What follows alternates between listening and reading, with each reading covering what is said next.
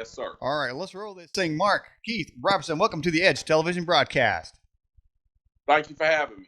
Well, I'm one of many that found out about you after that tremendous, I don't know, what do you call it, a speech, a rant, a diatribe, whatever. But man, when you went before that city council, you started an instant movement. Now, obviously, you probably didn't do that intentionally, but that's what happened. Well, yeah, when I originally when I went to the meeting, I had not planned on speaking because I had not prepared anything. And but after I got down there, heard some of the things that were said, I felt like I had to speak. And what came out just came out because it's exactly how I felt, and I had no idea that so many millions of people felt exactly the same way. Well, you talk about pin up demand there. I mean, it's what you're describing is people never had a voice, really. The kind of the forgotten person, the forgotten American, as you put it, the forgotten majority, and you hit that, and that just says that there's a tremendous need for voices out there to respond to this onslaught of anti-constitutionals, and I'm going to say anti-American, because the basic core of America is the United States Constitution, the Bill of Rights. If these things aren't solidified in our laws and in the way we operate and treat each other and everything else, then there is no country. That's absolutely right, and that was the entire point of what I was saying. You know, a lot of people have narrowed it down to the Second Amendment, and the Second Amendment issue is absolutely vital because I believe that's the one that is under attack to trying to dismantle the Second Amendment as a starting point to dismantle the entire Constitution. But people have to understand that the entire Constitution is, we need to protect it all. Mm-hmm. This fight to protect the Second Amendment is a fight to protect the entire Constitution, because what's happening in this country right now is we have forces that just simply want to change us into and I'm just going to say it plainly, they want to change us into a socialist nation. I mean, they want to style us after the nations in Europe. And, you know, Americans don't want that. We need to stay America. We can clearly see the failures of socialism in places like Venezuela, places like the United Kingdom. Mm-hmm.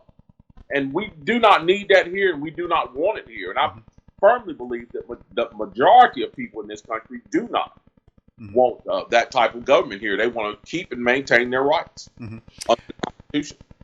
Comment just came in, and we have two chats going on, one on our website, one on our YouTube streaming channel. One from Kentucky Girl says, Mark, do you realize that you are a hero to us? I am a white woman who appreciates hearing truth and boldness. Well, yeah, I've heard that statement about being a hero. Honestly, I don't know how comfortable I am with that. I certainly appreciate the moniker, but what I would love to see is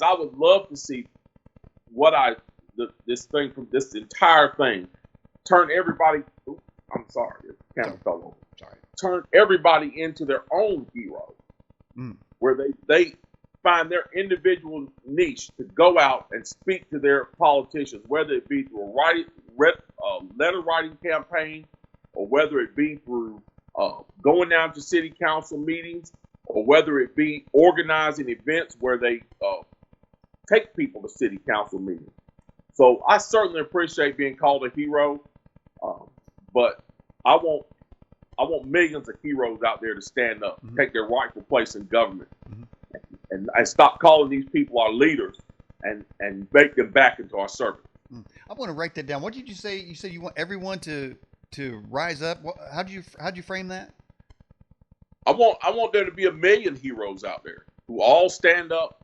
And like I said, go out, do your part, do what you can. Everybody's not comfortable with public speaking, but we can all do something. I mean, we can get with our friends, and we can all go down and support the people who are going down to our city council meetings to speak. We can organize events where we stand up and make our voices known. I mean, everybody can do their part. So, like I said, I think that the majority, as I said, needs to stand up, and we need to turn these politicians who now consider themselves to be our leaders, and quite frankly, some of us call them our leaders. We need to turn them back into our servants because that's what they are. Mm-hmm. Well, I think you're absolutely right on that. As far as the Second Amendment might be the point of the spear for them, the entry point, the camel nosing through the door there. But in fact, I think it's the First Amendment that they really want. That is absolutely the case. I mean, we can see that we can see that with social media. Mm-hmm. Social media is a great tool to get political views out, but slowly but surely, social media is becoming an area where the First Amendment is being, it's just been, our First Amendment rights are being trampled on, particularly conservatives. Mm-hmm. It's not hard at all on any of these social media sites to have your Facebook pages or whatever pages mm-hmm. Shut down because of conservative speech. And I think it's just a matter of time if we don't stand up that, like you said, the Second Amendment could be erased, and then right after that would be the First Amendment, because like you said, I really believe that that's the goal. The goal is to silence the voices of the people who want to keep the Constitution in place for this nation to be turned into a socialist nation. Well, we need to rise up, speak up. Well, you mentioned Venezuela. Now, that socialist country there, the horror stories coming out of there, they're eating zoo animals. It's ridiculous what's going on down there. The promise of a utopia. And now you got that dandruff-ridden old commie from Vermont saying that he wants guaranteed income for all of Bernie Sanders. He wants guaranteed income for all Americans, $1,000 a month, and free education. You want all this free stuff, and there's a whole segment of society, Mark, that's going to say, "Wow, that's such a great idea." Well, I attend college, and one of the things that I have been telling college students is this: you want to go to college for free, you want to take classes for free, and then you want to get out of college and you want to make $100,000 a year. Now, exactly how is that going to work? In the bottom line, where there's no investment, there's no return. College is an investment, and the things in our society that you just mentioned, all those things are investments, and we should be willing to make the investments in them. This whole pie in the sky, free this and free that, someone has to pay for it. I remember as a comedian some years ago that used to use that moniker, who is going to pay for it? And that is exactly the question when you start talking about socialism. Mm-hmm. Who is going to pay for it? Now, I can tell you exactly who's going to pay for it. We are going to pay for it. Even the people who receive the socialist benefits. We can see that in the case in the UK right now with this young child who just passed away. Mm-hmm. People like that are going to pay. Mm-hmm. And we have got to get these young people out here to understand that there is no such thing as a free lunch. Somebody has to fix it. Somebody has to pay for it. Mm-hmm. And if we allow these things to come to pass, we're going to pay for it. We're going to pay for it through the nose. Well, I actually heard it was so cold in Vermont this year that Democrats had their hands in their own pockets. Yeah. You can use that one. So that's absolutely true. They love spending other people's money. Well, yeah. Now, I saw. I think a Facebook post. I think you made. It's like they spend other people's money. They send other people to fight their wars. They don't pay for anything. They find a way for their what they call good works for somebody else to pay for it. Somehow, even when that's happening, they're skimming off the top. That's exactly right. I think the exact quote that I used in that Facebook post that I made today was, "Socialists are only generous with other people's money, and only brave with other people's lives." Mm-hmm. And if you look back through history, that is absolutely the case. You look back through, we can use the example. Of course, it was a communist nation, but we look back to the example of the Russians during World War II, and I've had college professors just gush on and on about the heroic effort of the communists to fight the Nazis and how they rose up and built this army and built all these tanks. They never mentioned that they did it all with slave labor. I mean, they never mention that. They never mention the thousands, hundreds of thousands, millions of people that were murdered under these regimes because they would stand up to them. They never mention that. They make it sound like there's this socialism and communism is this great movement where everybody comes together to get everything done, when in fact it's a few elites who come together and accomplish nothing for the people and everything for themselves. So it's just a fallacy. I mean, socialism, communism, Marxism, it's just all a big pie in the sky fantasy that only benefits a few elites. I don't know if you ever watched the show from start to beginning, but in the beginning I have, or start to finish, in the beginning I have something called Ranting Points, where I just take today's headlines basically and rant on a little bit. And of course today I was talking about Maxine Waters, who's gone from, I guess she's elevating from impeach Trump to she wants Trump to resign. And well, I don't know, we're going over a year now of Trump being in office, and I'm wondering how much of her rhetoric and demand is helping the people back in her district. I don't know how that helps. I know that she's rather rich, as most Republicans, Democrats, doesn't really matter for that matter. But I mean, but there's nothing going on back in the district. That goes under your point there, that there's nothing being accomplished. The country is not being moved forward, and typically it's the socialists that are causing that. Well, you mentioned Maxine Waters, and we talk about Black Americans. 2 points on that I talk about a lot. The first one being Democrats, and people can argue with this all they like, but it's a simple fact. Democrats have never given Black Americans anything except the rights they stole through Jim Crow during the Civil Rights Movement, housing projects, and welfare. That's about all they've ever given Black Americans. As far as politicians like Maxine Waters go, that's part of the problem in our government right now, as we speak. It seems like every facet of our government, from the FBI to the court system to the representatives, the only thing these people are focused on is trying to get rid of President Trump. They're not trying to work with him at all. They're not trying to move the government along. They're not trying to improve anything. They're simply focused on how do we get this guy out of office. And the reason why they want him out of office is because, and I believe this, he is part of the majority that I spoke of. He's a law-abiding individual who loves America and wants the absolute best for America. Like me, he wants things to change. But he understands, like the rest of us understand, like the rest of American patriots understand, that socialism and communism and this extreme liberalism is not the way to make changes. We need to make changes based on our Constitution, and we need to make lives better for our citizens based on our current laws. We don't need to make new laws and make new regulations and dismantle our Constitution to make our lives better. We simply need to follow the statutes thereof.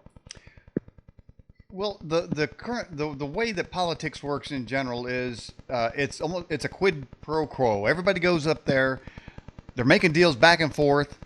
The average American gets a shaft, and then we reelect him over and over again.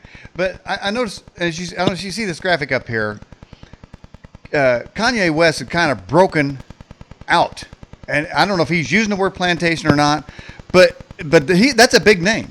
But as far as I'm concerned, you were the first one to come to my vision, and like, you know, somebody that happens to be black, all right,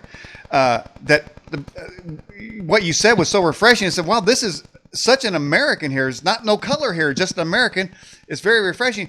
But then after you broke the glass ceiling, however you want to put it, and then Kanye West comes out. Is there any kind of rising tide here where there might be more movement in that area?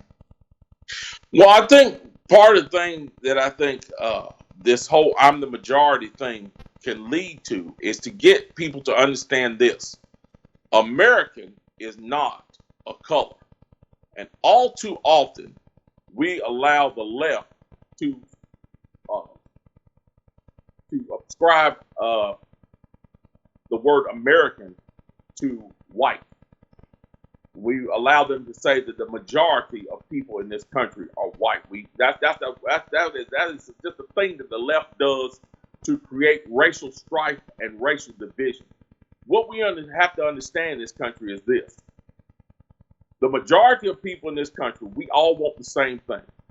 We want to have successful careers. We want to have nice homes. We want to have the nice trappings of Western life. We want our families to be healthy and safe and protected. We want our children to go to decent schools and get good educations. We want decent health care for ourselves. The majority of people in America all want those things. Mm-hmm. Therefore, the majority of people in this country are not white, they're not black, they're not Hispanic. The majority of people in this country are law-abiding citizens who want the best for themselves and their family. That is the majority, and we all need to come together, no matter really what our political leanings are, whether we're Republican or Democrat, liberal or conservative. We all need to understand that we need to keep our rights and figure out ways to get the things that we need done in government without restricting our rights, dismantling our Constitution. Because as far as I'm concerned, it's the greatest document ever written by man. I've been following you on Facebook, and I really love a lot of the quote. You have somebody in the graphic. You'll have somebody with a quote on top, and then you like reinterpret it on the bottom. And I think, and I told the folks here watching the program that they need to friend you, man, so they can read this and keep up on it. But you've got some really awesome responses to that. Does that just come up naturally, or how do you create those? Well, it just comes from, quote, the top down. It's just, I find myself a lot of times reading things that just, for some reason, I feel like I'm not going to say enrage me, but I just find them so egregious, just so manipulative. A lot of the things that these celebrities say, a lot of the things that some of our politicians say, they're just egregious. And I find myself wishing that I could speak directly to them. Mm-hmm. And when I write those things, that's what I'm doing. Mm-hmm. I'm imagining that I'm speaking directly to them, because there's not any of them that I've written that I regret, and there's not any of them that I've written that I would not say to those people to their face. And I wish in all of those cases, I had the opportunity to do so. But that's where that comes from. That comes from a sincere desire to push back against those agendas and to speak directly to those people. Like I said, if I had a way to send it to all of them, I would, or a way to say it in person to all of them, I definitely would. Mm-hmm. You probably see me in the picture, but I'm actually not in the picture. And right behind me, as you probably see, is the one. This is one of the ones I particularly like. It says at the top says NRA. There's blood on your hands, and you respond, the only blood on me is the blood of Jesus. If you want to see bloody hands, check the ones at Planned Parenthood. I mean, we're talking about an organization that sold baby body parts on eBay. And our government gives them $500 million a year, Mark. And then the Planned Parenthood turns around and takes $30 million of that blood money and gives it to the Democrat Party. It's a Ponzi scheme. That's what I said earlier, that every good deed and kind of work they come up with, every plan, program, whatever, they're skimming off the top and feeding it right back. That's the brilliance of the Clinton Foundation. She was a master of that. We're going to help the people in Haiti. Somehow Clinton Foundation got $1 billion, and the people in Haiti got snake bit and rat bit, and there's nothing down. There's no food. There's no shelter. There's nothing. That's absolutely the case. When you talk about organization, you talk about Planned Parenthood. Planned Parenthood sponsors things like partial abortions, as far as I know. And, if this was behavior that somebody was undertaking with animals, it wouldn't be tolerated. But somehow we tolerate it with human beings. I made a comment about government funds going towards abortion, and somebody told me, said, well, Planned Parenthood does far more than abortion, blah, blah, blah, blah, blah, blah, blah. They provide health care this and health care that for women. And you go to Planned Parenthood's website, and the very first service offered are abortion services. So it's no mystery. It's not like the people on the right are telling some type of fairy tale. Mm-hmm. Planned Parenthood is a genocide factory. That's exactly what it is. I often think about how many the people we've lost in abortion clinics. I made a post on Facebook some years ago and said, it's possible that the cure to cancer was thrown out in the mind of an aborted child at some abortion clinic somewhere in our country. And that's absolutely the truth. When you abort a child, you don't know who you're killing. You could be killing the next great mind, the next great scientist, the next great peacemaker. We have no idea who we're killing. You know, so that's the great tragedy of it. And I just cannot figure out, like you said, for the life of me, why anybody in our government would sit by idly while we give this organization money. This organization really needs to be shut down. And if it's not shut down, it at least needs to be privately funded, not funded by our government and us. Besides the bait and switch of recycling taxpayers' money through these organizations back into, I mean, that's where Acorn came through. That was a money funneling operation. I think virtually every kind of help organization there is out there funnels money back into the Democrat Party. But there's also mission. I call it mission creep. You know, for instance, I'm going to touch on gay marriage a little bit. Well, on its face, you know, two people love each other. Okay, you know, they got rights. Okay, you know, government has no business in the bedroom. Okay, got that. But then, okay, so that's agreed to.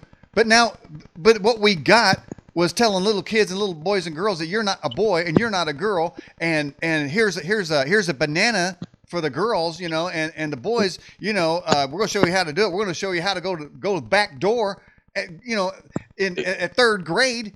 That's what we get when we agree. These things, they start out sounding so good. We go to abortion and they say, in the beginning, they say, do you want abortions in the back alley with a coat hanger? Do you remember those days, Mark? They said, oh, no, nobody wants that. No. Okay, well, now what you got, besides selling body parts, you've got a doctor who takes a baby partially out, takes a suction machine, rams it in the back of their skull and turns the suction machine, sucks their brains out. How is that any kind of health care? But you know what I'm saying? You know what I'm talking about? This mission creep, this good doer mission creep. Yeah, you know, when you speak about this whole sex ed thing with these children, it's funny how these leftists always bring up that, hey, you don't need to be in my bedroom telling me what to do. Well, here's what I say. You don't need to be in the classroom telling my children what you do with your bedroom. Wow. If you want the government to stay out of your business, you need to stay out of our classrooms telling our children about your business. Once you bring your garbage into our schools and try to spread it, it is now our business, and it is our responsibility to tell you to take it back in your bedroom, close the door, and keep it there. So that's what I say to those leftists that say that. Like I said, they say we have no business in their bedroom. They invite us into their bedroom by telling us all this, trying to teach our children this filth. You don't want us in the bedroom? Don't bring it in our classrooms. I love that, man. I absolutely love that. All right, we got another few more questions coming in here. It says, what is your opinion on food stamp re-regulation? Food stamp re-regulation. As a child, growing up, I'm going to tell this story to preface this by. My mother my father worked his whole life, and once he passed away, he was much older than my mother. Once he passed away, my mother had the, quote, opportunity, according to some of her friends, to sit back and let the welfare take care of her. My mother was in her 40s at that time, and she decided that she was going to go and get a job. My mother worked as a custodian at a university here in Greensboro for 25 plus years to support, to put 5 kids through school. My mother got off of welfare. My mother bought a home. As a matter of fact, she bought 2 homes. She bought her own car. She paid for her own food. My mother supported herself. Now, if my mother at 45, 46 years old, with no high school education, could go out and support 5 kids on a custodian salary, put us through school and take care of us the way she did, there is absolutely no reason that any able-bodied citizen should be making welfare a way of life. That is the problem. Welfare in itself is not the problem. welfare as a way of life is the problem. We need to start making these people who are using welfare as a way of life uncomfortable in their situation. That sounds harsh and that sounds mean, but that is the truth. We have made people on welfare entirely too comfortable. We need to get them back to work and we need to get them off welfare. And the only way to do that is to limit the benefits that they get. Mm-hmm. Well, that'd be a strategy called tough love right there. And I know in today's generation, there's such a lack of that. I mean, we've got a generation of kids coming up with no respect, no morality, no vision, no ambition, expecting the world to be handed to them, welfare or not welfare. I mean, they're coming up believing, I mean, instead of going to classroom education, you got kids walking down the street protesting guns. I mean, and then if they are for the Second Amendment, then they're, put in the closet, so the whole thing's messed up. And so we need a mass reorganization, but to say it can't be done is really wrong. Because now the Democrats, and I'm sure with the agreements of a lot of Republicans, say, well, we have to have this safety net involved. Surely, and we'll go back to that do-gooderism. You don't want to throw people out the street. You don't want little kids to go hungry. They always start with that. Well, you end up with generations of people on it as a result. And they say, well, it can't be changed. They need to have it. Well, the same thing could be said about Kim Jong-un and his nuclear program. How many presidents made deals and strategized and used the State Department and diplomacy and all their things. And, well, we can't do anything about it. It's too entrenched. He's got these, and nobody can do nothing about it. Well, here he is today, disarming. So or you could also say you can't get a tax cut. Well, I happen to get a tax cut. I don't know. The Democrats said I didn't get one, but somehow my pay went up because my taxes went down. But they're telling me that I didn't get one, and then they tell me I didn't get enough. Well, I'm happy with what I got. But they tell you this, that things can't be done all the time. Then they say, you need to reelect us and we'll try to get it changed. And then they tell you it can't be done. So I don't understand the whole mess. Well, I had this conversation with some people I work with. Here's the bottom line on all of that. When you talk about making change, if you don't think you can change the world, you can't change the world. You've got to think you can do it.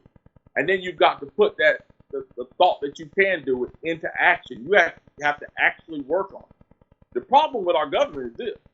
Most of our politicians are not working on our problems. They're working on getting reelected and keeping the other guy from getting elected. So we got to change. We as the constituents have to change the direction of our politicians. We have to shake them and get their attention and tell them, hey, you're not in office for yourself. That's not why you went there. You didn't go to Washington to stand up on a podium as Mr. High and Mighty and tell me how it's going to be and what can't be done. You're supposed to go to Washington to do my bidding. And if you do not, I'm going to replace you with somebody who's going to do it. Mm-hmm. I think once the American citizens start doing that and taking their responsibilities serious, mm-hmm. and really start holding these politicians accountable, I think things will start to change. It will start to change slowly, but every great movement starts slowly. So that's where we need to start. Well, I'm not trying to turn this into a pro-Trump rally, but what I am going to say is hundreds of companies gave their employees thousands of dollars back. I don't know how many companies increased their health care benefits, increased their wages, brought companies back, manufacturing back, and unemployment's going way down. There's some companies that have increased tuition for their employees, mm-hmm. and their benefits and their family leave. In less than a year, this amazing change has happened. And leaving Trump out of it, what that shows me is it can happen. It can happen fast. And the thing from crime in Chicago or murders in Chicago or to people with generational welfare addiction, all this can be changed. Or the veterans who are on the street. Why are they still on the street? Why do they have to fight for health care? Why did it ever happen? So what I'm saying is the fast monumentous change and then not to mention the denuclearization of the Korean Peninsula, which is getting ready to happen, was unheard of. But it happened in such a short span. So that actually gives me hope that if we can fix the healthcare issue, we can fix the schools. There's so many things we can fix, but we have leaders that simply will not do it. Well, we have to talk about President Trump when we talk about this, because the bottom line is this. He is a prime example of American ingenuity and American know-how. And that's what leftists despise. They despise our long tradition of being able to come up with American ways, inventive American ways to do two things. First off, to solve our problems. Second off, to keep our Constitution and our rights in place. And President Trump, he's doing this. You can see the things he's been doing. They will work. The problem is that the socialists and the leftists, they don't want them to work, because they understand that once true American know-how and capitalism and all the ideals that make this country great, once they're instituted into our government and they begin to work, and people get back to work, they get jobs, they get their taxes lowered, they get their roads fixed, they get these bonuses, they see more money on their paycheck. When they start seeing the fruits of true capitalism mixed with our representative republic government, constitutional government, they'll embrace that, and they'll vote for people that push that issue. These leftists, they don't want that. That's why we see this huge, this insane backlash against this president, because he represents all the capitalistic and freedom-loving ideals of America. And the leftists absolutely 100% despise him and despise those principles. So they have to try to destroy this man. Mm-hmm. So that's why I say, if you want this country to work, if you want this country to survive, we need to support him. As long as he's doing what he's doing, we need to stand behind him, and we need to support him. And the insanity of it is, it was very possible that North Korea would have a nuke and fire that nuke. The guy's crazy. He's a nut job. And the way that Trump handled him was, he called him Rocket Man. He put ships over there. He single-handedly rallied the world, put sanctions around them, pressured China and our trade with them. He did that, and he caused the situation to be what it is today. And you would think that the Democrats would say, well, I guess the world won't blow up now. But no, not a word. It's like what we're hearing is Bill Cosby. Wait a minute, the world just got back from the nuclear prefaces. The doomsday clock should have went back 10 minutes because of what Trump did. But they don't like that. Now, this graphic I have behind me, I know I'm sitting in front of it, but the bottom part of it says, on top says, I wanted North Korea to nuke us to make Trump look bad. I am convinced that there are people that would like to see that happen so they can say, I told you so. How can that be? Well, like I said, it's just the desperation of the left. They desperately want to change this country into a socialist nation, and anybody who does not has got to be eliminated and destroyed. One of the things that you just mentioned was the Bill Cosby thing. When it seemed like tensions were at their all-time high between President Trump and the leader of North Korea, that was in the news daily. Mm-hmm. As soon as President Trump negotiated and did the things he needed to do to push back against this guy in a way that was not violent and that would cease this tension and get what America needed, which was this guy to stand down. Mm-hmm. It seems like the news stories about North Korea simply stopped, and then we start having these every day when you turn on the television, instead of it being something about Donald Trump and his moves to squash North Korea's nuclear ambitions, we started talking about two clowns who got kicked out of a Starbucks, or some old comedian who's charged with 30-year-old crimes. It's just the playbook of the media. Mm-hmm. When you do good for America, they're either going to do one or two things. They're either going to vilify you or they're going to ignore you. In this case, they're ignoring what Trump has done.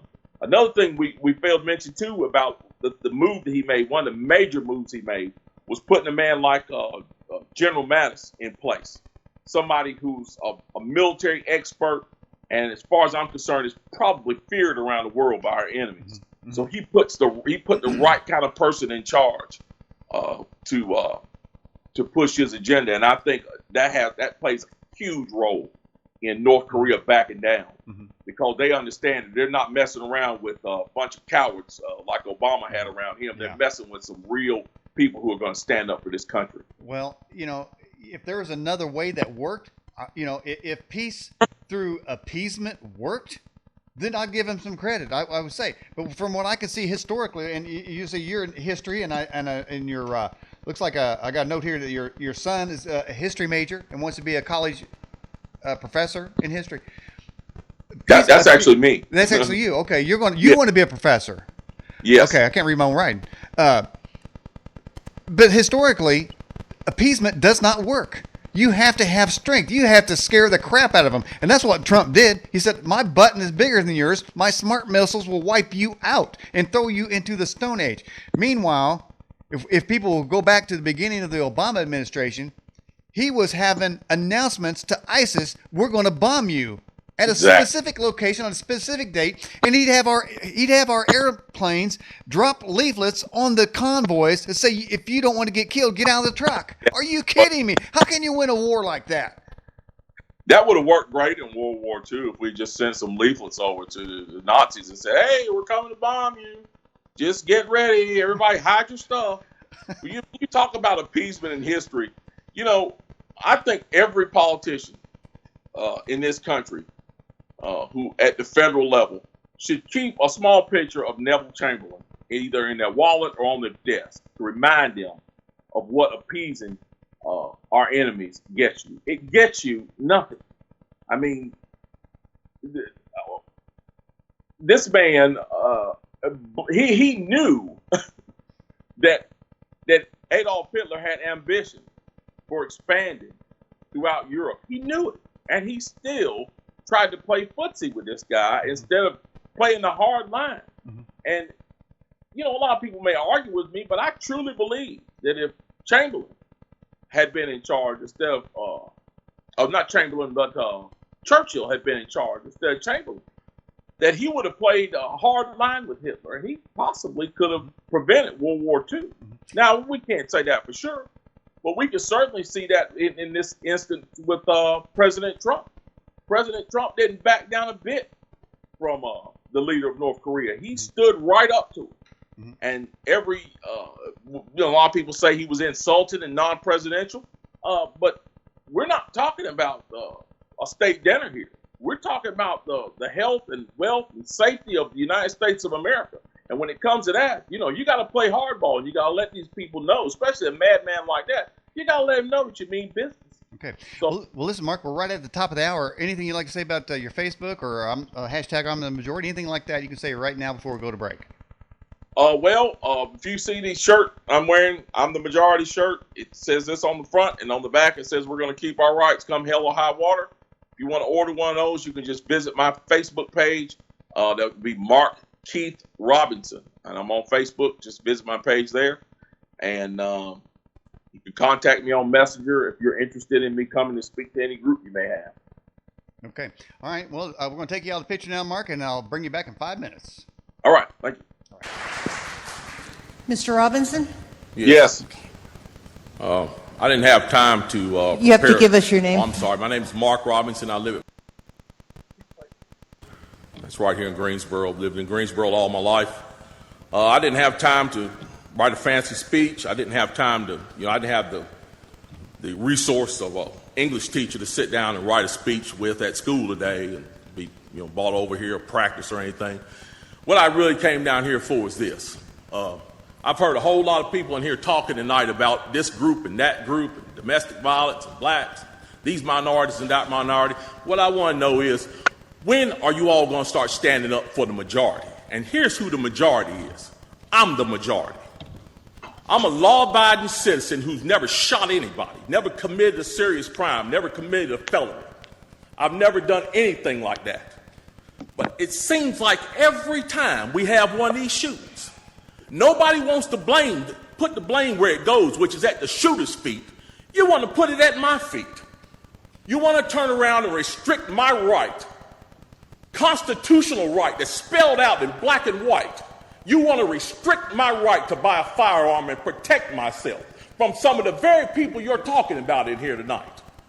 It's ridiculous. I don't think Rod Serling could come up with a better script. It does not make any sense. The law-abiding citizens of this community and many communities around this country, we're the first ones taxed and the last ones considered and the first ones punished when things like this happens, because our rights are the ones that are being taken away. That's the reason why I came down here today. Gun show or no gun show, NRA or no NRA. I'm here to stand up for the law-abiding citizens of this community, because I'm going to tell you that what's going to happen. You can take the guns away from us all you want to. You all write a law, I follow the law, I'll bring my guns down here, I'll turn them in. But here's what's going to happen. The Crips and the Bloods on the other side of town, they're not going to turn their guns in. They're going to hold on to them. And what's going to happen when you have to send the police down there to go take them? The police can barely enforce the law as it is. As what I see, we demonize the police, criminalize and vilify the police, and we make the criminals into victims. And we're talking about restricting guns? How are you going to do that? How are you going to do that when the police department's already hamstrung? You're not going to be able to go down here and take these guns from these criminals. So the criminals are going to hold on to their guns. They're still going to have them. They're still going to break in my house, and they're still going to shoot me with them. And guess who's going to be the one that suffers? It's going to be me. Well, I'm here to tell you tonight, it is not going to happen without a fight. And when I say fight, I don't mean shots fired. I don't mean fist thrown. I mean I'm going to come down here to this city council and raise hell just like these loonies from the left do until you listen to the majority of the people in this city. And I am the majority. The majority of the people in this city are law-abiding, and they follow the law, and they want their constitutional right to be able to bear arms. They want to be able to go to the gun show and buy a hunting rifle or a sport rifle. There are no military-grade weapons sold at the gun show. An AR-15 is not a military-grade weapon. Anybody that would go into combat with an AR-15 is a fool.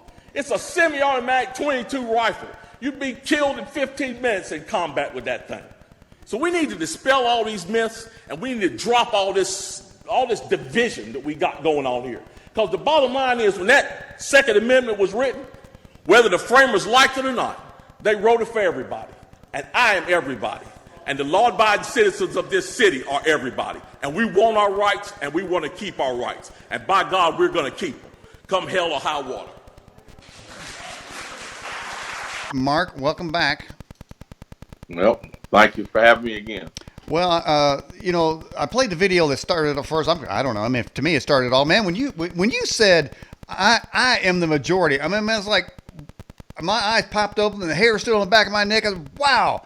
It was a powerful statement. It was a page turner, a defining moment in time. Did that just come out, or did you come down there to tell them that you are the majority? Actually, I have to tell you, like I told my wife, I'm not really sure. I'll start at the beginning and tell you when I found out about the meeting, the morning of the meeting, and because I talk about the Second Amendment so much on my social media page, I felt like I had to at least attend the meeting. I was really saying, well, I don't need to go. I haven't prepared anything to say. I don't want to go and say the wrong thing. But I said, well, I need to go. So I went to the meeting. When I got down to the meeting, I got there a little late. And when I got there, I said, well, I just won't speak. I'll just support the people who are here to speak in support of the gun show. And I was hoping that there would be quite a few. Turns out I actually only heard two before me. And then when I heard those people speaking, it was so much divisiveness being spewed. I mean, it seems like every person that came up that was against, that seemed to be against the Second Amendment, against the gun show, they all had the same kind of divisive angles. You know, we're for this group, and we think this hurts this group, and it hurts these guys over here in the corner, and it hurts this little tiny group over here, and these certain people, and the whole time I'm sitting there thinking, well, what about the rest of us? What about the rest of us? What about the rest of us? And I think that's where it came from. I tell people this, and you know, people who are non-believers will probably think I'm crazy, but I really feel like it was divinely inspired because before I went up, I'm not going to say I said a prayer because I saying prayers I think sometimes sounds kind of formal, but I spoke to God before I went up there, and I felt Him speak to me, and He just simply relaxed me and told me, just open your mouth and I'll put the words in, and He did. Wow. You addressed, well, I'll tell you what, I don't want to lose my train of thought here because what you're saying there is profound, and I want to kind of get into this divine thing, because I saw in one of the live chats it said God is using you came through there. And one of the defining moments of my life, I heard God tell me specifically to go to a certain church and didn't say why. So I went there, and I'm sitting in the pew, and I heard a voice again. I'm thinking, okay, I'm talking to myself, right? He said, go up there and speak in front of this group. And I'm like arguing with myself, okay, well, I'm hearing voices. What's going on? I don't know who these people are. I've never even been to this church, and I don't know what I'm supposed to say. So as the pastor was walking by, I said, hey, man, so God just told me he wanted me to say something. So I don't know how connected it is to your situation, but I went up there just kind of being obedient. Okay, I'm going to speak. I'm going to hope God, man, you better show up, man, because I just stepped out of the boat. You know, the disciples, only one of them stepped out. Well, that's what you did. Everybody else is hiding in the boat, saying, don't rock the boat. I'm sure the liberals are going to steer this boat in the right direction. We're not going to smash into rocks or sink like the Titanic because they got control. But the safest place to be was out there in the water. So anyway, so I went up there, and as I said, I have something to say. And as I opened my mouth, words did come out, and I did say something. And later, maybe I can tell you what that was. But it is amazing that sometimes if you just kind of present yourself, allow yourself to be used as a vessel, go out there on faith, and let it be what it is. And evidently, it worked, and you sparked a movement. A movement sparked as a result. It's like a backlash. And there's a book written, Mark, called The Providential Life of George Washington, and in that, there are stories of him being shot at and all kinds of stuff that happened miraculously as if somebody was watching over him. Some people have said that there's some of that going on with Trump. How could anybody withstand all the attacks he has been getting from every quarter, and who knows how many assassination attempts there probably have been thwarted already, and all things been said against him. But you are kind of entering into that realm, and who knows what God has for you prepared down the road. Well, that's true, and I think there are a lot of people out there like that. The problem is, I think a lot of people are afraid to proclaim the name of Jesus Christ, are afraid to bring that angle up. And I think the reason why we're oftentimes afraid is because we think about maybe our past, something we've done in the past, or who we used to be. But here's the thing, and I'll tell anybody this on any stage, anywhere. I don't proclaim the name of Jesus Christ because I'm a perfect person. I claim the name of Jesus Christ because I'm not a perfect person. I claim the name of Jesus Christ because I need Him to forgive me of my past and guide me through my future. So people don't need to be afraid to proclaim their faith, and I'm not afraid to proclaim mine, because I really believe throughout my life that the things that He would have me do are the things that He has actually almost drugged me into kicking and screaming, and they always end up turning out for the best. So I have learned to key to the voice of the voice of God, and have gotten the discernment to know His voice above all of it. When you said in front of that council there, you said loons from the left. Was there a gasp in the room? Was there a gasp? Did people go whoa or ah, or like when you said loons from, you said the loons from the left had their chance? Well, that was probably everybody in the room, man. I mean, like, how did you get out of there?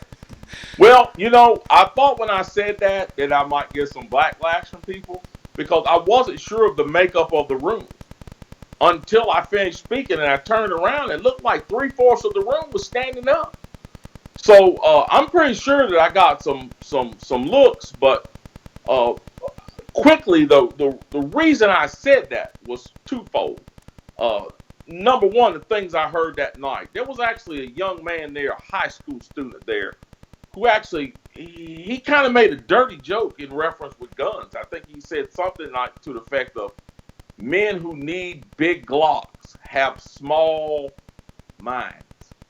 Now, as a high school student, had I gone down to the city council, uh, I would have been admonished by and said something like that. I would have been admonished by the city council, thrown out by the police, and promptly just about beat to death by my parents. But this young man said that, and nobody said anything. Nobody even batted an eye on that council. So there was, and there was another incident a few years ago where some people from one of the Black Lives Matter movements actually came down and kind of stormed into the city council chambers and just took it over. And the council did absolutely nothing. They just let it happen. So that was kind of my reasoning for saying that. And like I said, I don't know who I offended, but or if I offended anyone, but I hate to say this, but I don't really care. Well, and I think that's kind of attitude. We've got to stop trying not to offend people. That is the part of the problem of this political correctness. Nobody can be offended, but it does seem like that's a one-way check valve there. Like it's open season on Christians or conservatives or Republicans, but anything coming back the other way, man, you're the worst person in the world. But let me ask you something. Was there a vote ever taken? Well, here's the deal. Now, the city council, I'm not sure which city council member it was, and I don't want to say because I don't want to speak out of turn, but a city council member came up with the idea of canceling the gun show for, quote, the exact quote was, based on, in light of the events that happened in Florida, meaning the Parkland shooting. Mm-hmm. So they wanted to cancel the gun show. Unfortunately for them, and fortunately for us, the only person that could do that is the Coliseum director. Now, once they found that out, and the city attorney told them that's when they called this meeting, and they said the meeting was about, quote, gun rights, or I'm sorry, gun violence. Now, as soon as they announced the meeting and the time of the meeting, which was the meeting was held at 5:30, which everybody knows working people are on their way home from work at 5:30. I knew what they were trying to do. What they were trying to do was bring a bunch of high school students and college students down to the chambers to give these, quote, heartfelt speeches about please protect us and please get rid of the big bad AR-15 and don't have the gun show so these Trump supporters can buy guns, and pressure the Coliseum director into ending the gun show.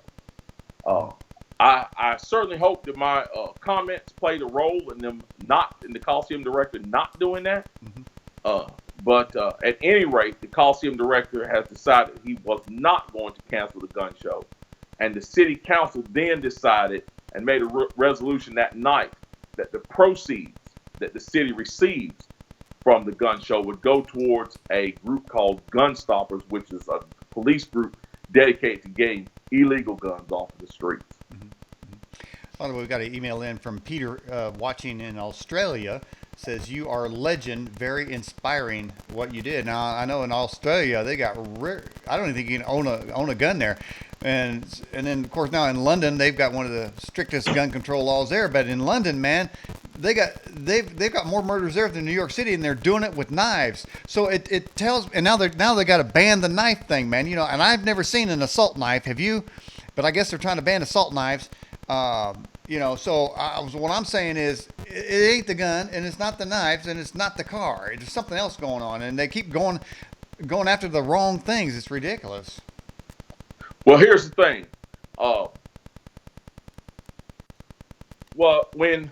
When Cain killed Abel, and I put this on my Facebook page the other day. When Cain killed Abel, God dealt with Cain.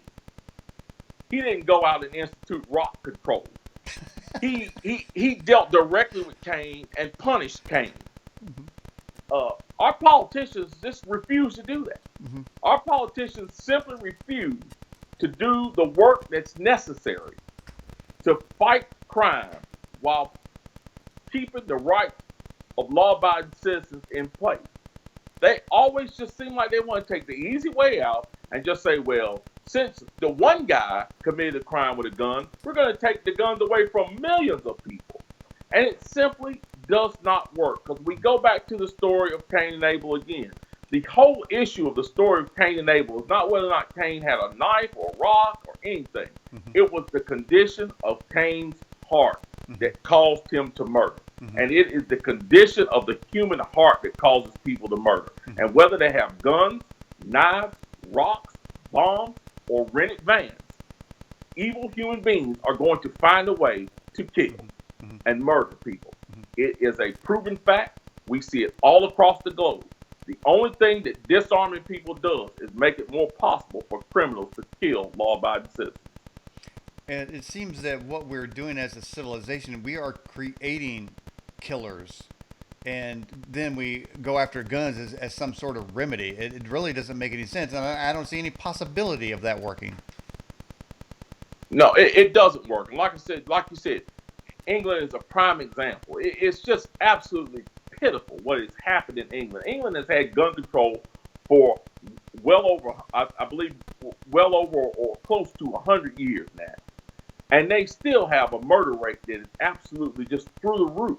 And like you said, it's used with knives, and then they're trying to get knives off the street, and now the people are using acid to kill people. So when you don't deal with the condition of the human heart, when you don't deal with the root cause of any problem, it's going to continue to happen. And that's one of the things that enrages me about what the city council was doing.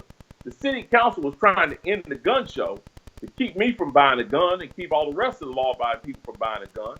But up to that point, I had not seen the city council stage one meeting to come together to try to get to the root cause of these school shootings. And we all know what the root cause of the school shootings are. The root cause is the lack of discipline in the schools, the bullying in the schools, and these kids not having anybody to answer to. I mean, we run our school systems, we basically let the children run it because there's no discipline left. There's no standard of discipline left.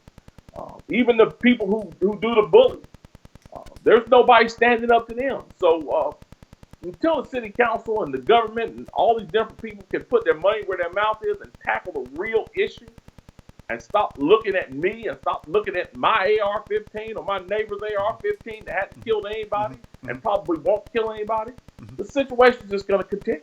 Yeah, and I like the gun lesson you gave that council, talking about the 22, the AR-15 just being a 22 with a scope, man. I mean, and like you said, hey, you take that into battle, you're a dead man. It's like, well, to them everything's an AR-15, everything's an assault, whether probably a shotgun or a double barrel shotgun or pump gun or whatever, even handguns. They probably figure an assault. They just throw that word assault out like a code word, like you're a racist. You throw that shuts the conversation down. You throw the word assault out, apply, because the banning of the guns, I believe in Parkland, the Hoagie Bogey guy, whoever that guy is, the David Hogue guy, I guess he's a constitutional expert, by the way.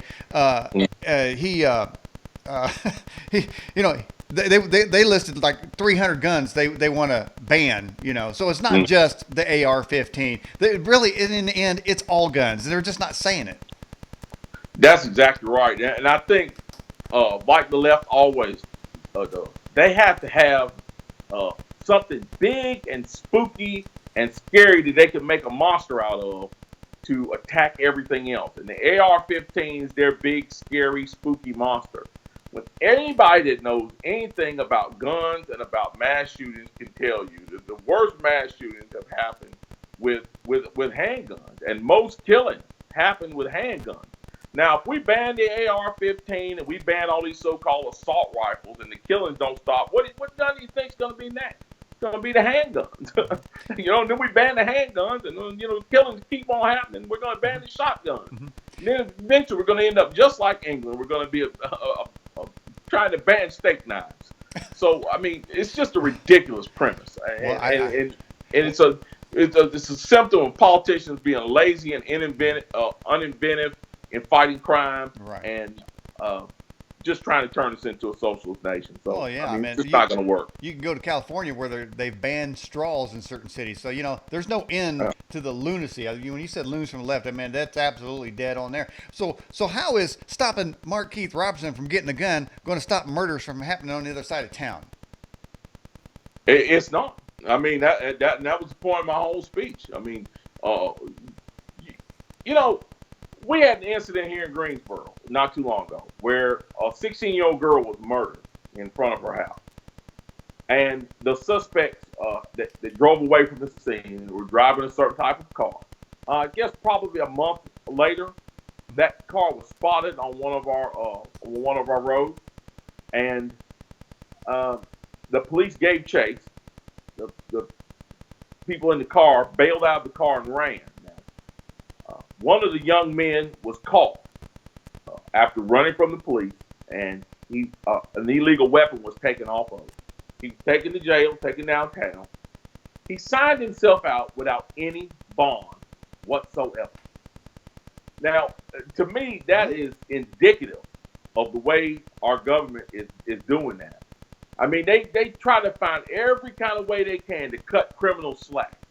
This guy gets caught with an illegal weapon, you give him no bond. Some guy shoots somebody and doesn't kill him. Well, we're going to try to rehabilitate him, let him back out. We're going to give him chance after chance after chance. But as soon as a criminal commits a crime like the one in Parkland, Florida, you're not going to give me a chance to responsibly own a weapon. You're simply going to snatch my rights away, and I have not done anything. It goes against every bit of common sense that this country is based on. And like I said, that was the whole point of my speech, and it's just not going to stand for it. I mean, it kind of segued into illegal immigration. It seems to me if you commit a crime in the left coast, you're going to get out of jail free if you're here illegally. I don't know how many criminals they have just let out. I mean, rapists, murderers, and keeping them from the ICE agents is just you have to have the rule of law for any civilization to remain stable. So there is an intent in this country to undermine the rule of law, or to pick and choose which laws are applicable. I've always heard and been raised, if you don't like the law, you change the law, but you still obey the law. But now it's like, if you don't like it, don't obey it, and then we'll get somebody gives an excuse, because you made a point about excuses. There's always these excuses given, and of course the criminals pick up on that, and where there tend to be a lot of Democrat control in cities, they're picking up on that, and there's more crimes committed because they feel like they got a better shot at getting away with it in this political atmosphere than, say, a law and order town, wherever that might be. That's exactly right. One of the problems with illegal immigration is whenever you speak up against illegal immigration, the first word out of a leftist's mouth is, "Oh, you're a racist." I'm going to say this right now. Illegal is not a race. That's a crime. That's not a race. Being illegal, coming to this country illegally, being an illegal alien or illegal immigrant is not a race. It's criminal activity. The first word of it is illegal. So, as conservatives, as people who love this country, we have to stop being afraid of being called these silly names because we want to stand up for what's right. If you came to this country, if you broke line and came to this country illegally and snuck in at dead of night or however you got here, the only thing that this country, that you deserve to get from this country is a ride back to where you came from. And that's the bottom line. Because there are people around the globe who have to save up thousands of dollars and wait many, many years to come here. I actually used to work with some people who are immigrants here and now are citizens. And they complain about the same thing. They don't think it's fair that people can simply walk across the border and be entitled to all these benefits in our country while they had to stand in a line, go to the State Department, save up thousands of dollars, buy a plane ticket, and do it the right way. And I think those are the people that really need to be upset about this thing because it's simply not fair. I always liken it to living next door to somebody who has a mansion. Just because you live next door to somebody who has a mansion doesn't give you a right to just walk in their door and go live in it. You know, you have to do things legally, and illegal immigration is just that. It is illegal, and it needs to be punished. And the people who come here illegally, no matter how many children you have, no matter how long you've been here, you need to be sent back. Or they need to tell the truth, because another one of the, I guess, the outdated things I was raised knowing is that everyone is equal under the law. Nobody's above the law. Yet there seems to be a pick and choosing of certain people can actually be above the law. It's like, wait a minute, man, that's not, I wasn't taught that. But here in Indianapolis, there was like a recent case of an illegal immigrant woman who came here 30 years ago. She was caught, and then she's kicked out of the country, and then she came back. Well, ICE caught her again, and now she's all over the news, crying out, saying, I've been here, I've been doing this and that. But see, Mark, they never talk about the additional crimes that illegal immigrants commit. You know, they start with crossing the border illegally, which is a felony. Then there is applying for government benefits illegally, which is a felony. Then there's Social Security fraud. There's bank fraud. There's forms in schools, and who knows how many forms that are fraud. The list of crimes to be here illegally is so lengthy. They never even talk about those crimes as if they don't exist. Well, and then they're saying here around here, so, well, she's been here, oh, she's got a family. Last I checked, emotions is not a law. Emotions is not a get out of jail card, or you don't have to obey the law card. Emotions is emotion. The law is emotionless. It's blind. It doesn't see color. It doesn't see race. It doesn't see country of origin. It sees this. Everyone is equal under the law. And they're playing this, as they always do, the emotion card. Oh, the poor, helpless little immigrant. Wait a minute. The law's blind. There's a crime committed. And if we don't allow law to take its course, which was written, if it isn't, then we have anarchy. And the very countries that they come out of that are lawless and have anarchy and are chaotic and are falling apart and socialist and despotic, they start off by committing the same crimes and committing illegal acts to get here. That's exactly right. You know, one of the things that I said once is, and I'll say this again and again, not ashamed to say it, is this. You know, like I mentioned, they always want to try to play on our heartstrings, or when we don't agree with them, they want to try to call us racist. Now, who's really the racist? When you say the phrase, they left their country to find a better way of life, what is wrong with the country you left? If you need to come here to find a better way of life, what are you saying about the country you left? Is it not good? Is it no good? I mean, I remember all the flack that President Trump got because of his supposed S-hole comments about other countries. Now, if these countries are such shining examples of, of such wonderful places to live, no, they're not terrible garbage pits. No, they're not bastions of socialism and crime. No, these are wonderful places to live. If they're such wonderful places to live, why are you willing to risk leaving illegally and coming here illegally? So, I mean, this whole thing about illegal immigration is something, like I said, it's going to take courage from people who have common sense and people who are conservative to just stand up and say, enough is enough. All of this hooey about racism and all that is out the window. The bottom line is there's a rule of law, and then there's fairness. And the rule of law says you need to come here legally, and fairness dictates that you cannot skip over and jump in line in front of people who are following the rule of law. So that's the moniker that we need to live under, and that's the idea that we need to push. Well said on that. We got a question that says, Mark, have you considered running for state office? I actually have thought about it. I was thinking earlier in the year about actually running for city council. I thought that I would wait until I finished with school first. But actually running for office, that's something I've considered, but have not just made any firm decisions on. No. As you study history, have you seen any attempts or have you seen historical facts that you know are not true that are written in such a way to make you think of history in a specific way? Perhaps say, everybody that started the Constitution was a bunch of old white guys trying to kill, and kill people, whatnot, things like that. Have you picked that kind of stuff up? Absolutely. One of the biggest things that infuriates me when studying history is the whitewashing of the terrible consequences of socialism and particularly communism.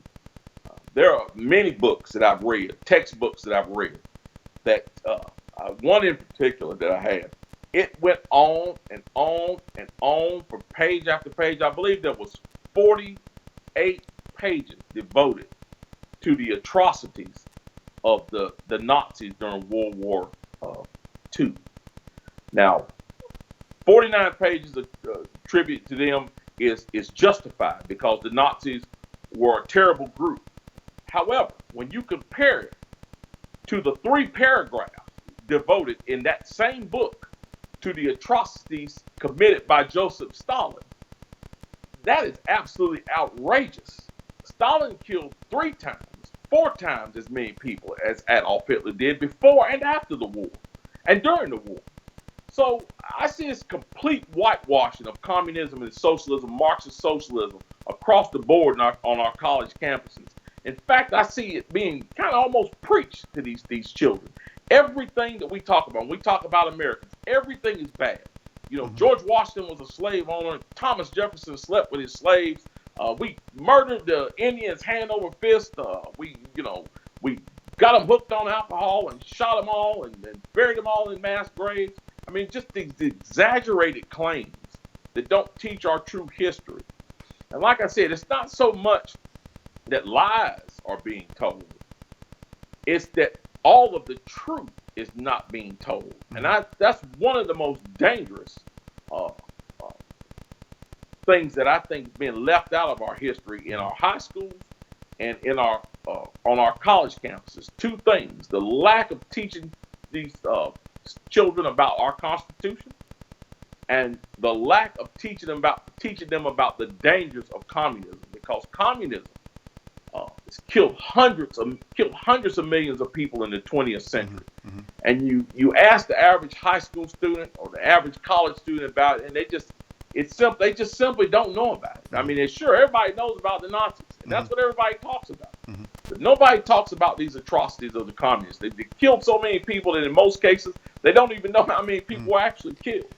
So that's what I see on these campuses when it comes to history. And when they make comparisons, they have a tendency to say, and it was the Christians who killed. I don't know how many people I had on the show that say, well, it was the Christians that killed all these people. Wait a minute, man.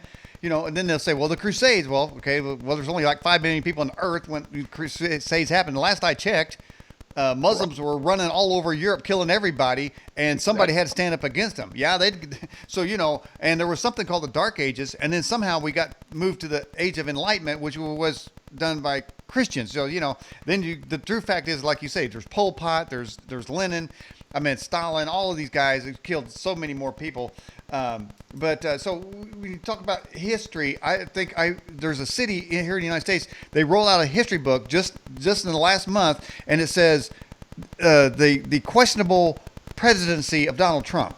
It's written in the history book to suggest that he stole it from Hillary Clinton. So they're already trying to, and I understand that as a society change into a despotic country or a communist country or socialist, that they always tend to rewrite history first, to build that foundation, to undermine your mooring so they can transpose in the crap that makes them look good, and you basically just willingly end up giving control of your life to them.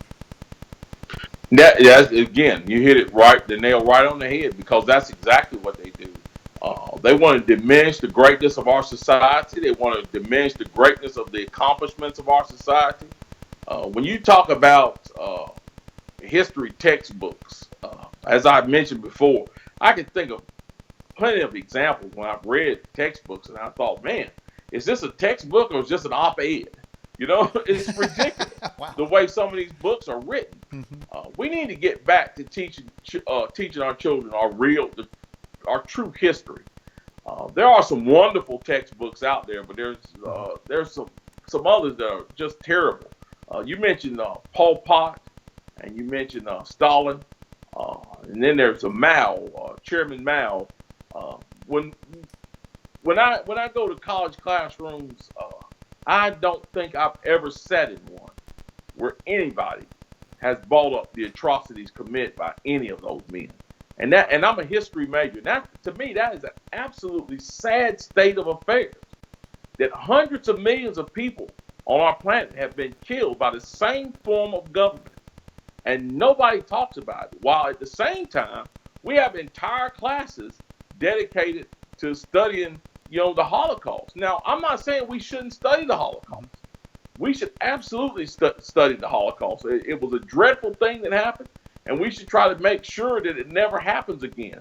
Unfortunately, because that's the only atrocity that we seem like we sometimes focus on, other atrocities happened right after that were far, far worse and had far more deadly consequences for far more millions of people. We need to really bring this to the forefront. And I think the reason why we're not bringing it to the forefront, quite frankly, is because our colleges and our mass media has been overrun by the leftists who support communism and socialism. I want your opinion. What do you think about the battle to take down statues? The Confederate statues? Yeah, and now it's George Washington and Christopher Columbus and everybody else that. I'm going to give you a short answer. It's the stupidest thing that I've ever heard of in my life. It's the absolute stupidest thing that I've ever heard of. These statues, no matter for what reason they were put up, they're part of our history. When you take your children to see them, you should know why they're there. You should know what they represent. You should tell their children what they represent. And despite what anybody may say, those statues don't represent hate. Even if the statue was put up to represent hate when it was put up, it no longer represents hate. What it represents is where our country came from. If I take my child to Stone Mountain in Georgia and I show them the monument on the side of that mountain, I can say, this is Lee and Jackson and what's the other fellow that's on the and Jefferson on the monument, and I can say those men fought for something called the Confederacy. They broke away from this country and wanted to have blah blah blah blah blah blah blah. But look where we are now. This is where we've come from. This country was great enough to sustain itself through a civil war. Even, it was great enough to produce men who felt like they needed to fight against it. But in the end, our country was great enough to survive this. And we came through it. And I think we should leave those things in place to remind ourselves where we came from, not tear them down. Because once you start tearing down things in history, I guarantee you, we're on the road to repeating those exact same things. And then we'll ask ourselves, how did we get here? You got here, you got back to the same place you were before because you tore up the roadmap that can guide you into the future. So we need to leave those statues right where they are and let our children know, hey, this is where we came from and this is where we are, and you need to be proud of it. All right, I want to ask you about this. I'm probably in the way, but I'm going to put a cartoon that appeared somewhere, and for those watching the program, I can get out of the way. Can you read this here? Basically, what it is, it's a Democrat with a picture of Kanye West, and they got a picture of him saying, "We got to run away." Is what I want to ask you. Obviously, he's made big news, and he's just recently released a pro-Trump song. He has turned the rap world and the liberal world leftists upside down. They don't know what to do with him. They can't come against him too obviously. I'm sure there's meetings right now to figure out how we're going to handle this. But in some way, including yourself, do you feel like there's a backlash for anybody of color, let's just say, to not be a Democrat, that's sort of programmed that way their whole life, and now all of a sudden not? I mean, isn't there have you faced backlash as a result? Oh gosh, yes, I have. I've been in that situation even before I became a staunch conservative, even before I became a staunch Republican. Even when I was in high school, I used to feel a backlash for being an individual. I remember growing up, I loved Western movies, and I love the programs Bonanza and Wild Wild West, and all those old Western programs. And I loved cowboy boots. And when I was in high school, I got my first job. That's one of the first things I bought me. I bought myself a nice pair of cowboy boots, and I wore them to school. I did not have a single solitary problem out of one white person over those cowboy boots. They'd simply look at my boots and go, "Hey, cool boots," and keep moving. The people that I had the biggest issue with was, quote, my own people. Uh, it just seems like that for some reason, Black Americans, African Americans have a problem allowing each other to be themselves. And it just confounds me. I don't understand. Somebody put a meme on earlier in the week about saying that, well, you know, when Colin Kaepernick and LeBron James protested against police brutality, everybody told them to shut up and play basketball. Nobody said telling Kanye West to shut up and make music. Well, you know, at the same time, we don't see Kanye West disrespecting the flag and our military and our police officers. So what Kanye West is doing is fine because he's not actually going out and disrespecting our country. He's simply voicing his opinion in a respectful manner. Now, if Colin Kaepernick had taken the offseason off and would tour the country speaking against police brutality, that would be one thing. But to kneel during our national anthem in front of veterans that fought for this country, being disrespectful that way, for LeBron James to wear T-shirts mocking our police officers, that's absolutely disrespectful. And of course, we're not going to stand for that. But this whole thing about Kanye West, I boil it down to the left, just trying to make sure that Black Americans or African Americans all think in lockstep. And I'm telling you, I try to encourage everybody that I can to not let that happen, because once we start thinking in lockstep and thinking that we can't step outside and voice our own opinions, then, you know, I hate to say it this way, but once you do that, you're just a slave. You're a slave to your own color. You're a slave to the people around you. You're doing their bidding, and we should not be doing that. We're free for a reason. You're free because you're free to express your opinion. Now, you've been in some major television interviews. What's that like? Well, I was on Fox News. That was interesting. It was a little different because I actually couldn't see them. And like I said, I like doing national news. I like being on national news.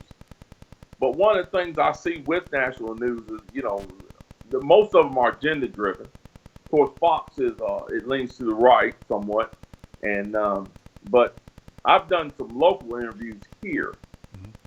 Well, actually, one of the interviews I did was actually very good. The young man was very good, very fair.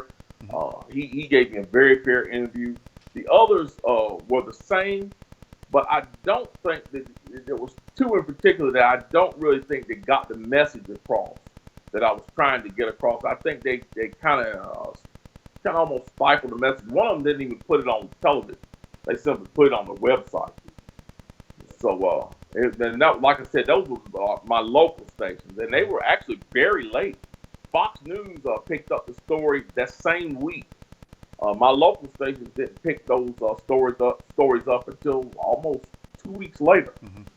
So I was a little disappointed with that. But as far as being on the news, I kind of like it. I like being able to express my opinion in a public forum that way. Well, I'll tell you what, I was with a friend, and you popped up on the news report, and they were showing a video, and we were just going, "Wow, can you believe this?" It was like we were just glued, man. It's almost like a 9/11 moment, you know. It's like this is something's happening here, man. You know, and you came across so brilliantly, and you made such eloquent points, and it's what rings true is that you can pick it up that it's from your heart. You know, that there's no you're not contriving anything, you're not ginning anything up. It just boom, it just come out, man. And I just feel like you should have a bigger platform, you know, or build on a platform you got. There's this thing called the I'm the majority hashtag. What's going on with that? What how can people get involved with this movement, this American movement? Well, we're actually making some plans right now to try to expand our message across the country. Nothing's solid yet, but we are making plans. We're trying to figure out how we can spread this message. But the main thing that people can do to get involved in this movement right now is make a move and make a commitment to get involved in in the political arena. Most importantly, in your local political arena, because the local political arena is the arena that affects us the most. They're the ones that make the rules. We can see that in spades out in California, how the local politicians out there have made rules that are absolutely restricting the rights of citizens across that state. So the local politics is often one of the most ignored. In order for the main thing we need to do, like I said, for this whole movement, is to get up and get involved. I mean, I know everybody likes social media. We all like to talk on social media. But one of the things that drove me to go to the meeting in the first place is the thing that I, was thinking in my mind. I have to come out from behind this cell phone. I have to come out from behind this computer, and I have to go down and go into, quote, the streets the same way the loonies on the left do, and I have to make some noise. But in making my noise, I'm not going to just be making noise and sounding brass, tinkling cymbals. I'm going to be making noise that's going to be based on truth and based on fact. So I believe that's what we could do to really get involved in this movement, is make a commitment to take our responsibilities for our rights seriously. Well, I'll tell you what, when you said that I will be back, kind of like MacArthur, man, you told that city council, I will be back. And, I would, from their standpoint, it seems to me they wouldn't want you back, man, because I don't know what the other speakers sound like, but I can't imagine that they presented a position as clear and as heart-driven and felt as you did. Like I said, the people who were speaking against the gun show, and I hate to say it this way, but it's the truth. It was just a bunch of leftist dribble, a bunch of divisive leftist dribble. And I think that anybody, no matter whether you were for the gun show or against the gun show, I don't think most people would have subscribed to the things that were being said by the people who were against the gun show. There was no solid argument whatsoever take away anybody's Second Amendment rights or end the gun show or any of that. No solutions being given for fighting crime, nothing. It was just a bunch of divisive dribble. And I think that is one of the reasons why the message that I gave was so well received, because I really think there were a lot of people in there that were thinking the exact same thing that I was thinking. And this is something that I've learned about speaking. If you don't have compassion in your voice when you're speaking, you're really not even heard. So you really have to just really know what you believe, and then what's necessary to come out will come out. But unless you speak with conviction, you can't move that needle. People have got to have convictions, which requires effort, like you said. And it sounds you've given some good advice, and I like how you say you're not standing alone here. You're trying to say everyone can go in front of their city councils, and everyone has a voice. And I don't think we should fear them at all. I think some of it is fear that we'll be drowned out. But you got to figure that room full of people that was speaking, they come from their safe room, their safe space. You got to figure they come from they just got done playing with Play-Doh. Now they're going to speak. So pretty much it doesn't take too much to top that to begin with.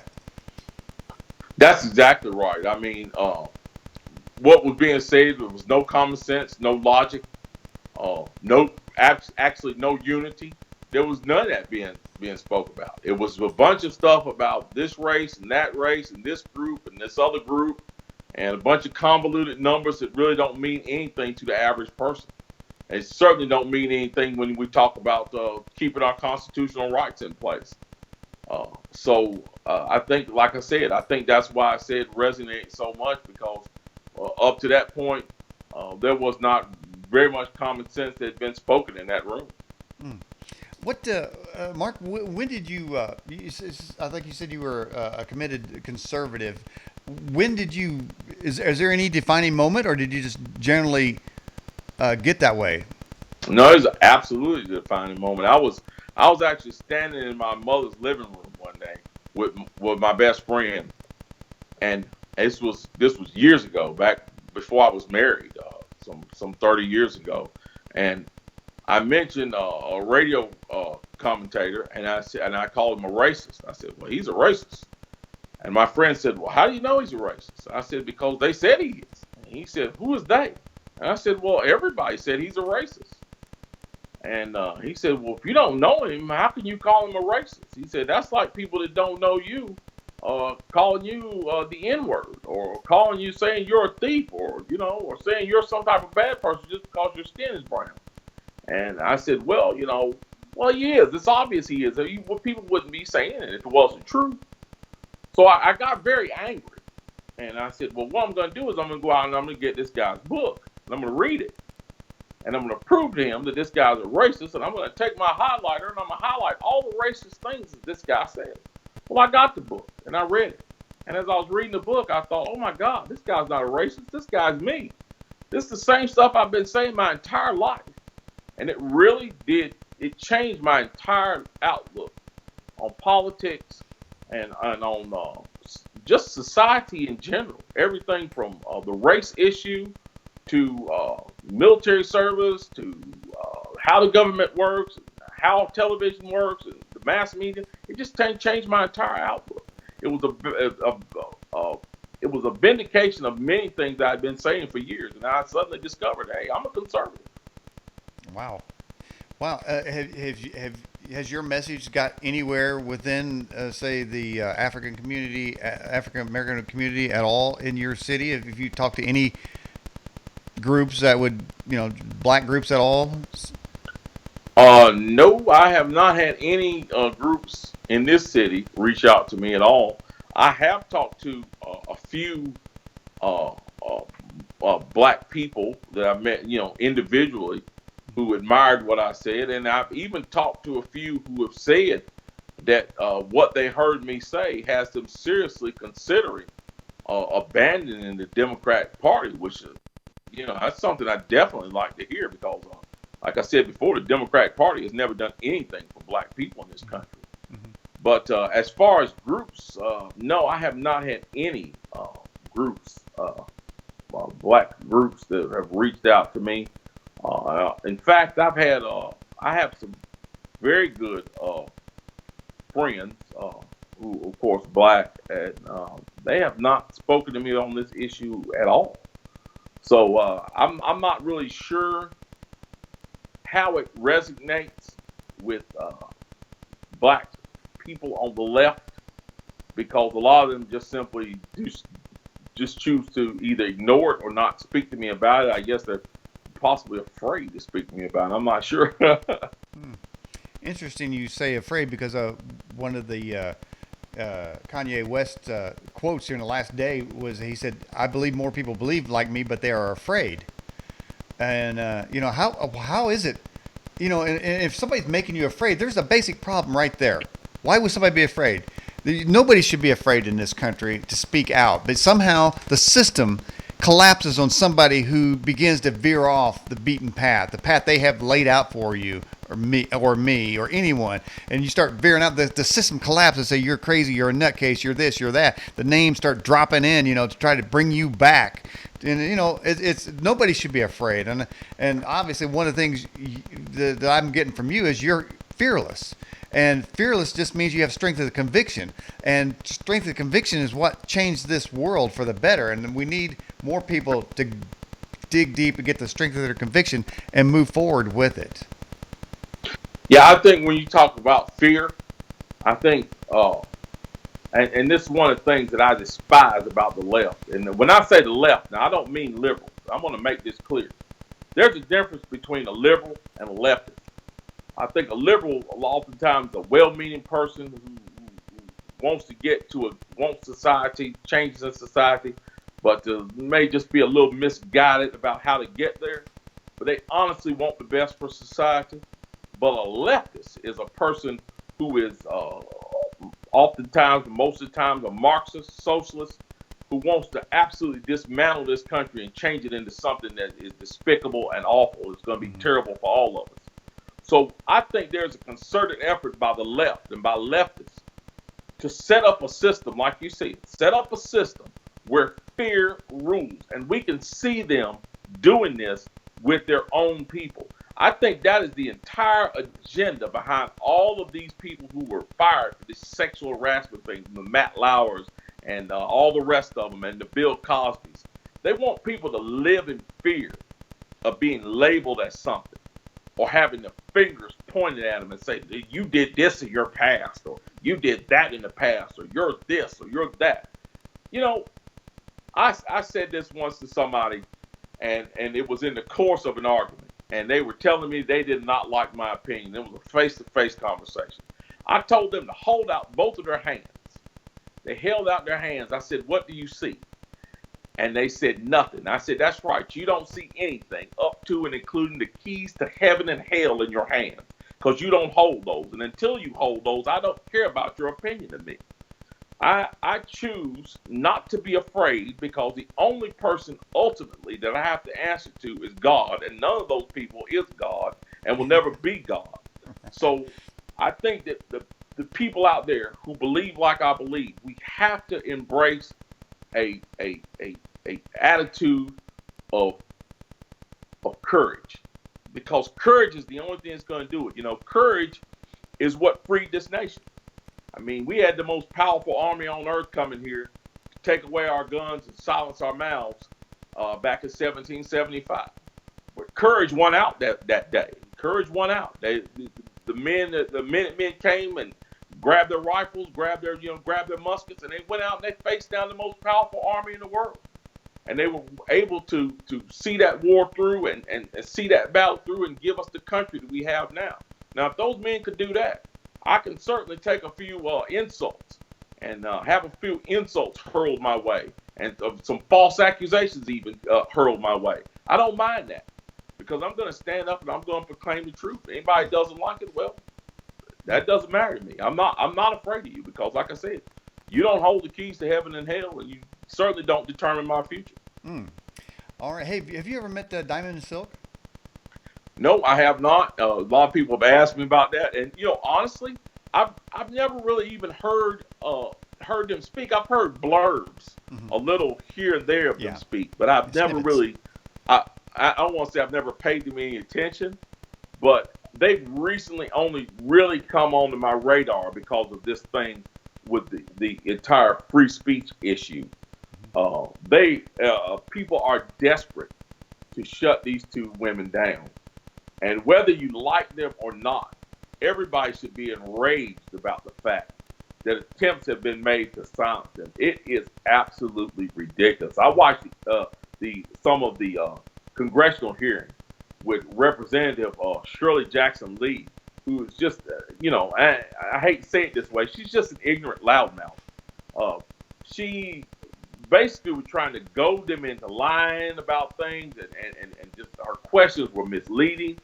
And then she admonished them and told them, you need to respect this process and you need to respect me. And then when her time was up, she turned right around and disrespected the process and disrespected the chairman who was in charge by not shutting her trap and letting the process move on. So, I mean, she's just a fat-mouthed hypocrite who's the epitome of what's wrong with Washington today.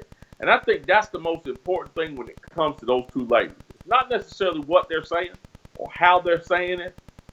It's the fact that they're under attack for saying it. And I think that all of us need to stand behind them and help them to be guaranteed their right to free speech. It does seem like the leftists have commandeered the social media platforms too, and it's the threat of not being able to say what you want. The free speech was always the epitome and the foundation of colleges and stuff. But the fact is, it never was about free speech. It was about conservative speech. The whole thing's a fraud. It goes that mission creep again with, well, we need to have free speech and everything and whatnot, but then you find out it's really not. Every time you agree with them, there's something at the end of the table there that they're really aiming for, and doleful conservatives and Republicans in general don't see that there's something else going on there. That they can't put their mind in that box. They can't conceive there's an evil agenda that's at work with these good sounding things, and because they always come back and bite us. Well, Mark Keith Robinson, we're at the end of the broadcast. Anything you'd like to say to wrap this thing up about anything you're doing or going or anything? You go right ahead. Well, no, just like I said, just visit my Facebook page. Take a look at it. You can find out more about who I am and how I feel, and my opinion. I've reached my friend limit, but you can follow me. And also, again, if you want to represent the majority by wearing a "I Am the Majority" T-shirt, you can go on my Facebook page and find that Teespring ad and order one of those. There's a lot of rallies coming up. Marches for Our Rights, the mother of all rallies, is coming up in September. I'm going to be there, and I would love to see a sea of people wearing these T-shirts. So, like I said, visit my Facebook page. I welcome you. Like I said, can't take any more friends, but I could definitely take followers.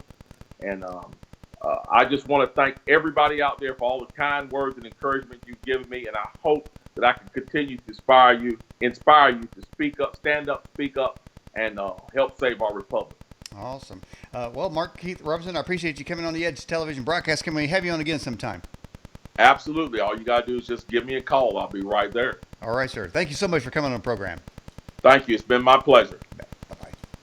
All right, everybody. That was Mark Keith Robertson. If you missed any of this exciting broadcast, it will be in replay shortly after the program, and then we'll put the high-definition video into our YouTube channel and the audio into our TuneIn radio playlist. Thank you, everyone, for your great questions and time watching this program. Daniel Ott for The Edge. Bye-bye.